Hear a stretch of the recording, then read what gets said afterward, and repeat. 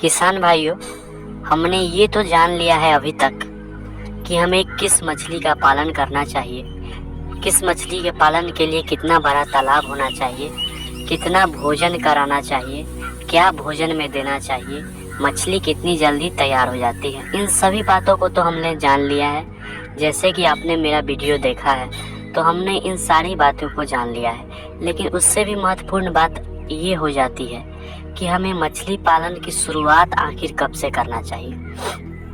मतलब साल के 12 महीनों में से किस महीने से मछली पालन की शुरुआत करना ज़्यादा फायदेमंद है आप सभी के लिए। तो किसान भाइयों, जो नए मत्स्य पालक होते हैं तब उन्हें जानकारी होती है मछली पालन के बारे में, तो उन्हें जब से वो सोचते हैं,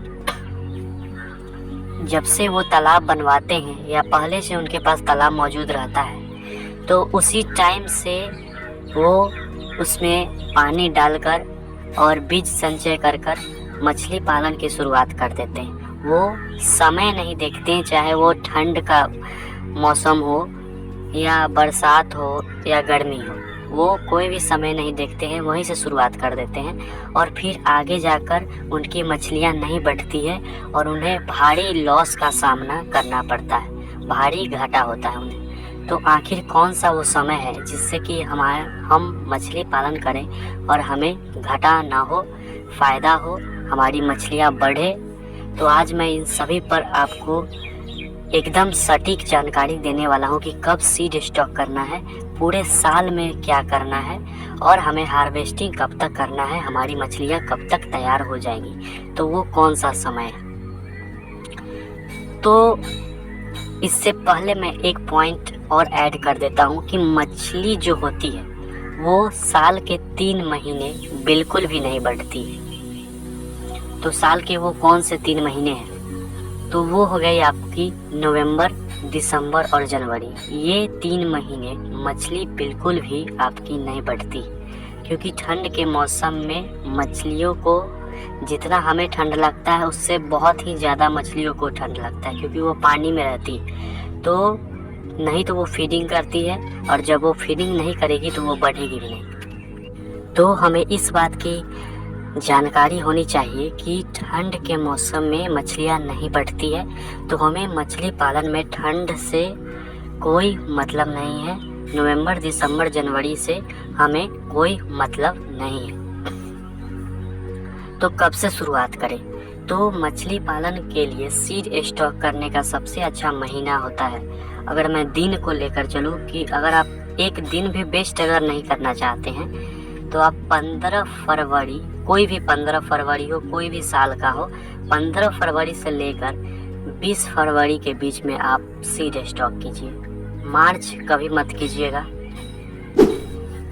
अगर आप आईएम से मछली कर रहे हैं तो मार्च में नहीं कीजिएगा, क्योंकि उस समय मछलियों का बढ़ने का समय होता है। अगर आप फरवरी में सीड स्टॉक कर देंगे, मछलियाँ आपकी, मान लीजिए कि 50 ग्राम का आप सीड स्टॉक करते हैं, तो 15 से 20 दिन में वो तालाब के इन्वायरमेंट को समझ लेंगी और अच्छे से फीडिंग करना फरवरी में ही स्टार्ट कर देंगी। तो मई, जून, जुलाई, ये सब गर्मी के महीनों में मछलियाँ आपकी अच्छी पैदावार लेंगी।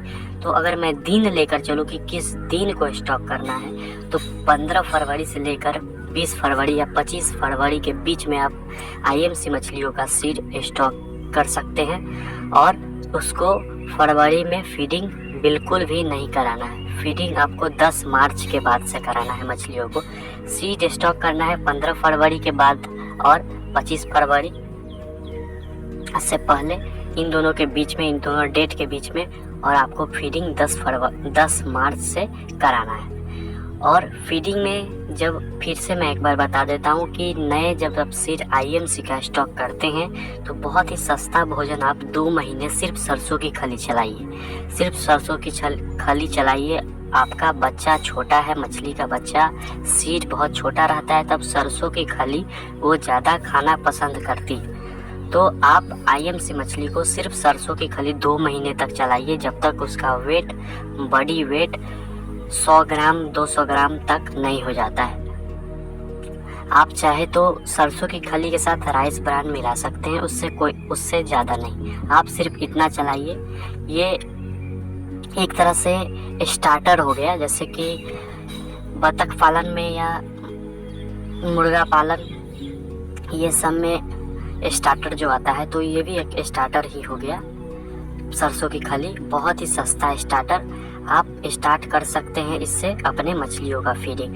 तो आपको फरवरी के महीने से मछलियों को स्टॉक करना है और नवंबर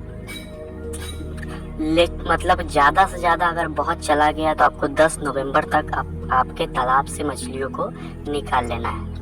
10 नवंबर तक आपको फरवरी में स्टॉक करना है और 10 नवंबर तक आपको मछलियों को निकाल लेना है। अगर आपकी मछलियाँ नहीं बढ़ी है तब, जैसे IMC मछलियाँ होती है तो उनमें मोर्टेलिटी बहुत कम होती है। अगर पंगेसियस है तो उसमें मोर्टेलिटी ठंड में 50% मोर्टेलिटी हो जाता है। अगर IMC है तो उतना फिक्र नहीं करना है, लेकिन अगर पंगेसियस है तो आपको नवंबर से पहले निकाल लेना है।